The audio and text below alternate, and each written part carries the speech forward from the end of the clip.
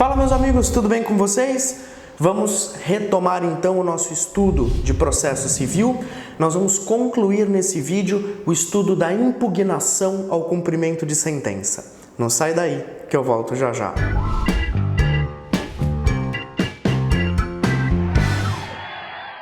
Muito bem, meus caros, então vamos encerrar de uma vez por todas o estudo da impugnação ao cumprimento de sentença. E eu faço a seguinte pergunta para você. Quando o executado ele entra com a impugnação gera efeito suspensivo? Ou seja, quando o executado ingressa com a impugnação suspende o cumprimento de sentença? Veja, a resposta é a seguinte: a impugnação ao cumprimento de sentença não possui efeito suspensivo automático. Então preste atenção nesse detalhe, vou repetir. A impugnação ao cumprimento de sentença não possui efeito suspensivo automático. Isso quer dizer o seguinte: quando o executado entra com a impugnação por si só não suspende o andamento do cumprimento de sentença. Todavia, o executado poderá requerer a concessão do efeito suspensivo. E o juiz, analisando o pedido e analisando se estão presentes os requisitos, poderá ou não conceder o efeito suspensivo. Portanto, o que precisa ficar claro para você neste momento é que a impugnação ao cumprimento de sentença não possui efeito suspensivo automático. Porém, o executado poderá requerer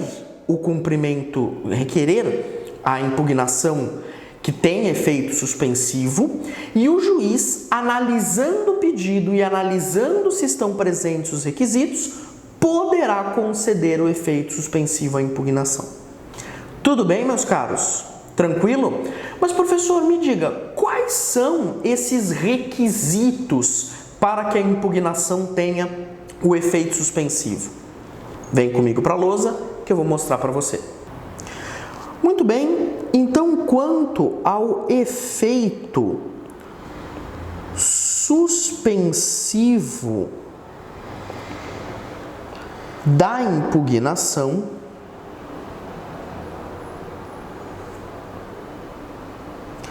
o que precisa ficar claro é que esse efeito suspensivo não é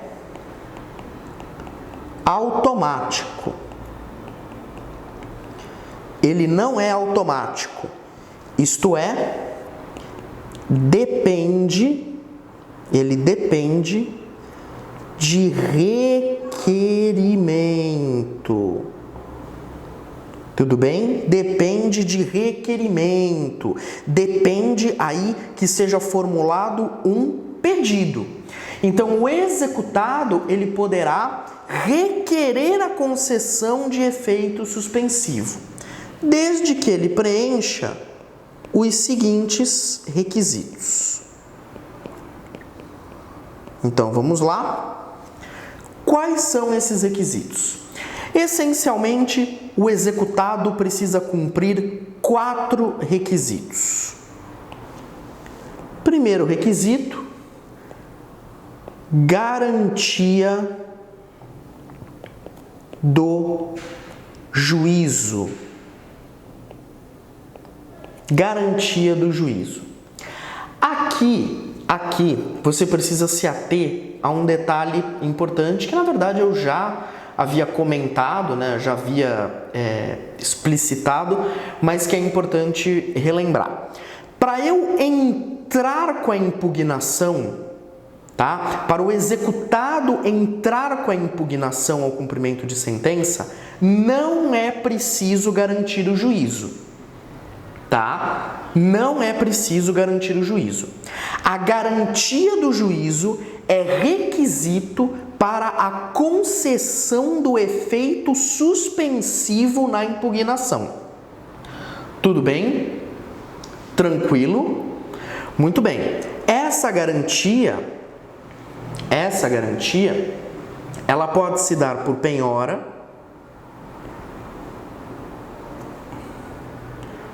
caução ou depósito. Tudo bem? Então, a garantia do juízo, essa garantia precisa ser integral, tá? Então, é garantia integral do juízo, tá? Pode ser com penhora, pode ser com caução, pode ser com depósito. Tudo bem? Tranquilo? Maravilha. Qual é o segundo requisito, então? Vamos a ele. Letra B é o requerimento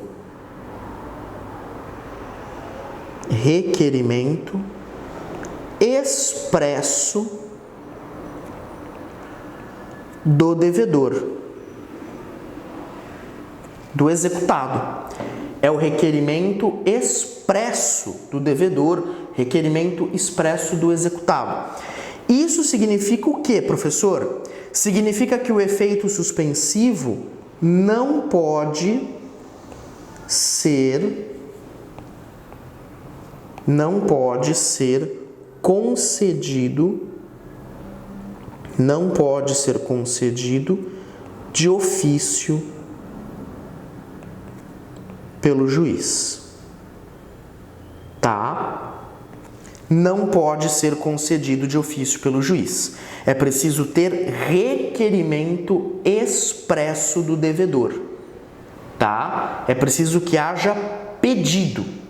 Se ninguém pedir, então o juiz, por conta própria, de ofício, não pode conferir o efeito suspensivo. Terceiro requisito é a relevância dos fundamentos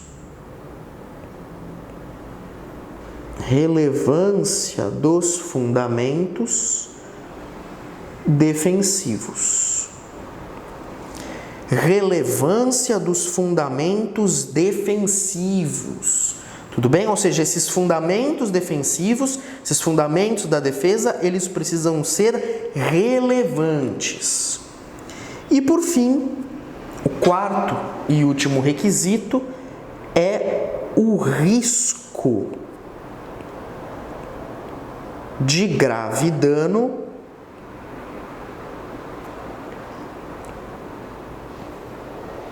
ao executado. É o risco de grave dano ao executado. Como assim, professor? Pois é, quando o executado ele estiver requerendo a concessão do efeito suspensivo, ele precisa demonstrar o seguinte: olha, se o cumprimento de sentença continuar, eu sofrerei um grave dano, ou eu corro o risco de sofrer um grave dano. Então, por conta disso, eu estou requerendo aí o efeito suspensivo.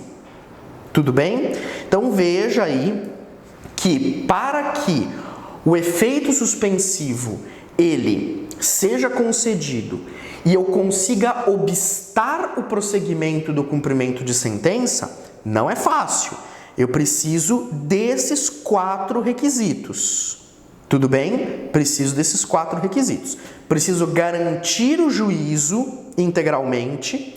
Precisa ter o requerimento expresso, de modo que não pode ser o efeito suspensivo concedido de ofício pelo juiz.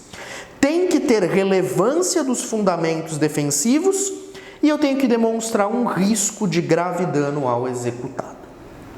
Tudo bem, meus caros? Tranquilo? Maravilha.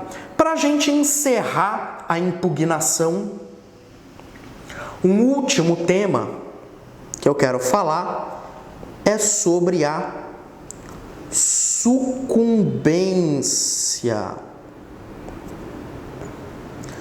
falar um pouquinho sobre a sucumbência em sede de impugnação, tá? Bom, se nós nos reportarmos ao artigo 85, parágrafo 1º do Código de Processo Civil, nós vamos encontrar lá que são devidos honorários advocatícios no cumprimento de sentença, seja esse cumprimento de sentença provisório ou definitivo, tá certo? O STJ tem alguns posicionamentos sobre esse tema que você precisa conhecer, tá? Então vamos a alguns posicionamentos do STJ. Primeiro, impugnação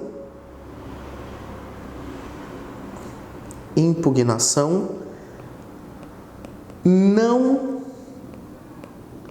acolhida. Então, primeiro caso, se a impugnação não for acolhida. Conclusão: não haverá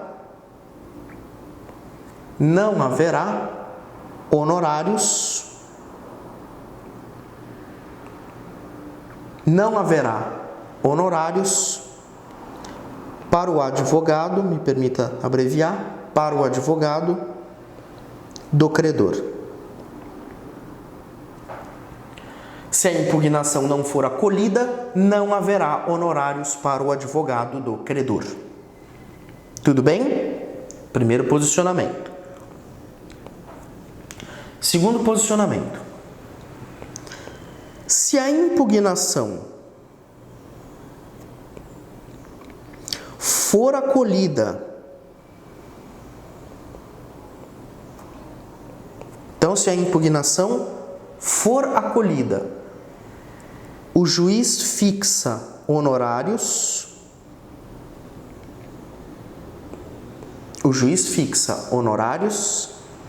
em favor do advogado do devedor. Então, se a impugnação for acolhida, o juiz fixa honorários em favor do advogado do devedor. Ok? E terceiro posicionamento: se a impugnação for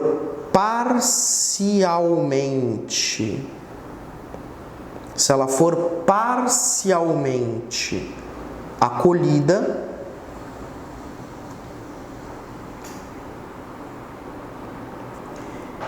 existe grande divergência dentro do STJ, tá? Mas a doutrina, pelo menos uma parte da doutrina, sustenta que haverá honorários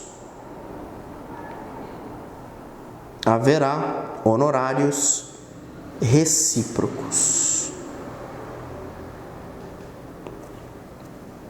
Haverá a incidência de honorários recíprocos. Ok? Então, recapitulando aqui os posicionamentos do STJ a respeito da sucumbência em sede de impugnação, né? Se a impugnação não for acolhida, não tem honorários para o advogado do credor. Se a impugnação for acolhida, haverá honorários em favor do advogado do devedor. Se eu tiver uma impugnação parcialmente acolhida, existe divergência, mas parte da doutrina sustenta que haverá a incidência de honorários recíprocos.